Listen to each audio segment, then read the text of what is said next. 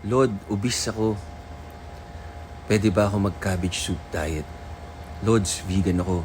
Pwede ba ako mag-lose weight, mag-gain ng muscle? Lods, carnivore ako. Ano ba ako, mag-gain weight ba ako, muscle, less fat? Lods, high protein ako. Lods, ano yung murang pagkain? Lods, pag nag-workout ba ako ng ganito, dapat ba kinabukasan mag-workout ako ng ganyan? Guys, lahat ng tao, except pag hinire nyo yung one-on-one, ang magaling na coach, trainer, dietitian, nakikinig sa inyo, sa katawan ninyo. Sinasabi lang nila sa inyo kung ano yung sinasabi ng katawan nyo.